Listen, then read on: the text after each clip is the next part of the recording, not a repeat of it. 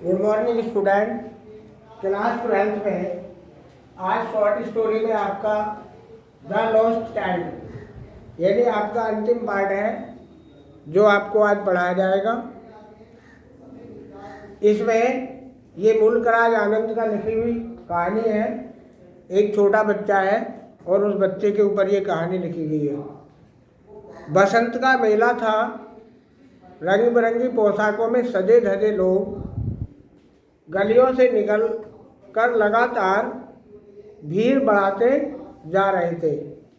वे मानो खरगोशों के झुंड जमीन की अपनी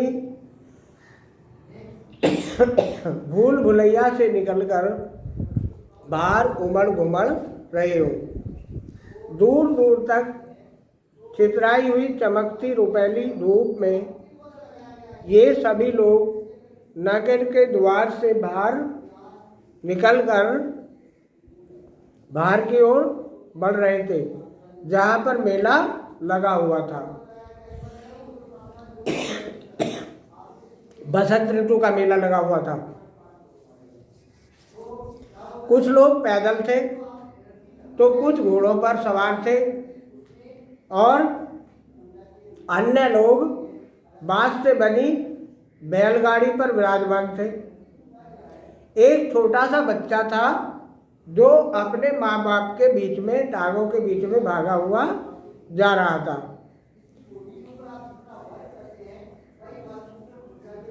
और जमीन का उन्मुक्त लुप्त उठाकर हंस रहा था। बहुत खुश था। जब बच्चे मेला देखने जाते हैं तो खुश होते हैं।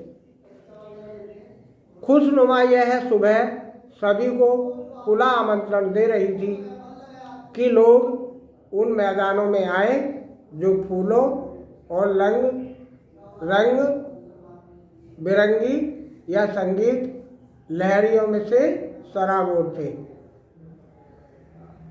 बेटे आओ कहकर माँ बाप ने बालक को आवाज़ लगाई जो रास्ते में पड़ने वाली दुकान में रखे हुए खिलौनों को ललचाने लगा था और पीछे छूट गया था।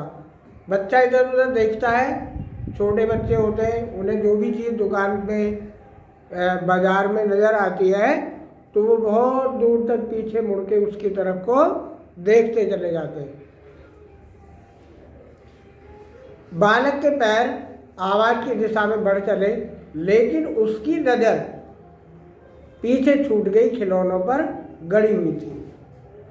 वह इंतजार में रुके हुए अपने माँ बाप तक पहुँच गया लेकिन वह अपने मन की इच्छा को दबा नहीं पा रहा था, जबकि उसे माँ बाप से उत्तर का नामे होने का पता था।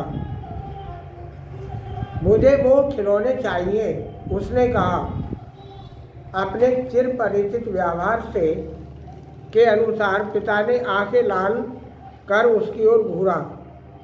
माँ कुछ नरम दिखाई दी। उसने अपनी उंगली पकड़ने के लिए बालक की ओर हाथ बढ़ाया और कहा, बच्चे देखो तुम्हारे सामने क्या है।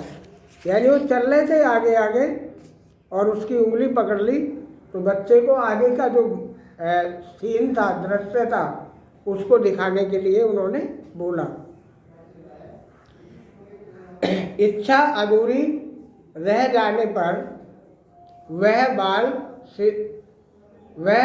बालक सिसकियाँ लेकर भरकर माँ कह ही पाया था कि आगे का दृश्य देखकर वह रोमांच से भर गया, क्योंकि आगे उससे और अच्छी चीज़ उसको दिखाई दी तो वो और भी ज़्यादा खुश होने लगा।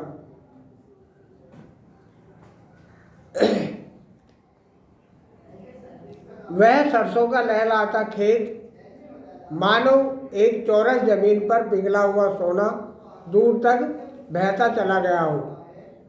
पीली नदी के समान लगने वाला जो बहुत दूर तक दिखाई पड़ रहा था, वह दृश्य समाप्त नहीं हो रहा था।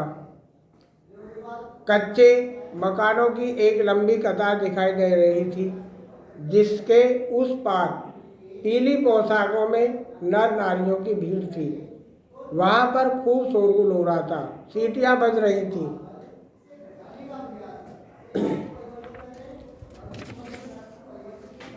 सीटियाँ बज रही थी जहाँ पर यह सुखद दृश्यावली समाप्त हो रही थी, वहाँ पर खूब शोरगुल हो रहा था। बच्चे ने अपने माँ बाप की ओर निहारा। वह प्रकृति के इस सौंदर्य से अभिभूत हो चला था और सोच रहा था कि वे दोनों भी इस आनंद से सराबोर हो गए होंगे।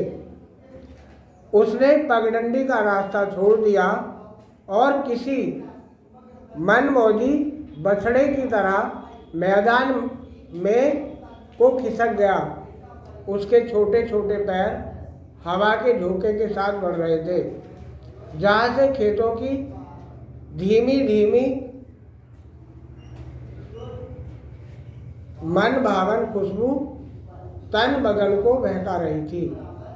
एक अकेली काली तितली फूलों का परागकण चूसना चाह रही थी और टिड्डों का एक दल अपने बैंगनी रंग के पंखों के सहारे आसपास उड़ते हुए उसके कार्य में रुकावट बने हुए थे।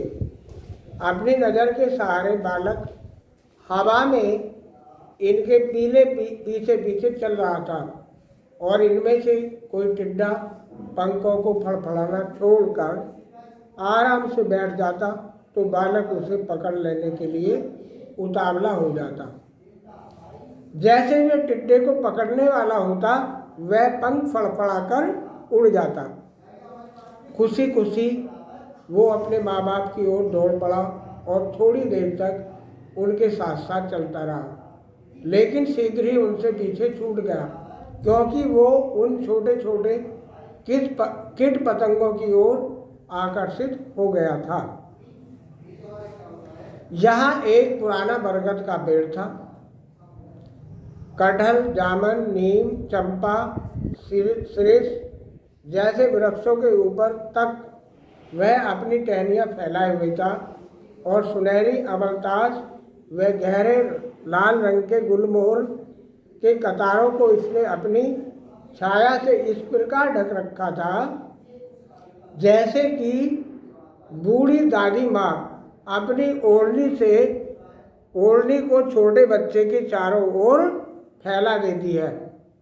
इसके बावजूद भी नव अंकुरित और सूर्य की धूप पाकर अपने को विकसित करने में समर्थ थे। उन अधखिली पुष्प मंजरियों से भीनी भीनी महक सर्वत्र परिव्याप्त हो रही थी। जैसे ही बालक ने झुरमुटों में प्रवेश किया, फूलों की नई कोपलों व पंखड़ियों की बरसात उसके ऊपर होने लगी। इस प्रकार गिरती हुई पंखड़ियों को वो अपने हाथ में इकट्ठा करने लगा और माँ बाप को भूल गया। इसी बीच उसने फाटकों के गूंजने की आवाज़ सुनी। अपने हाथों का ध्यान ही नहीं रहा और इकट्ठा की हुई पंखड़ियाँ उसके हाथ से गिरती चली गई।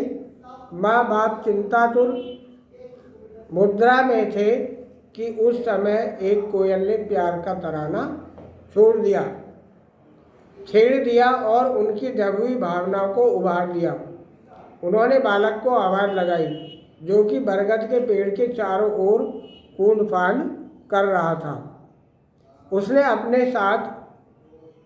अपने साथ लेकर इन लोगों ने संकरी व घुमावदार पगडंडी के सहारे सरसों के खेत से होते हुए मेले की ओर रुख किया।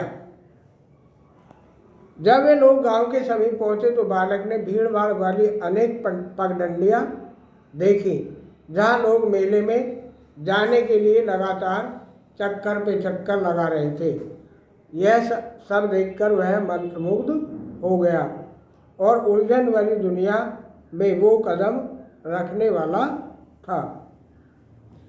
एक मिठाई वाला गुलाब जामुन, रसगुल्ला, बर्फी, जलेबी आदि बेच रहा था। वह प्रवेश द्वार के कोने पर ही था। रंग बिरंगी मिठाइयाँ करीने से सजाई गई थी। सोने व चांदी के उन पर अर्क लगे हुए थे।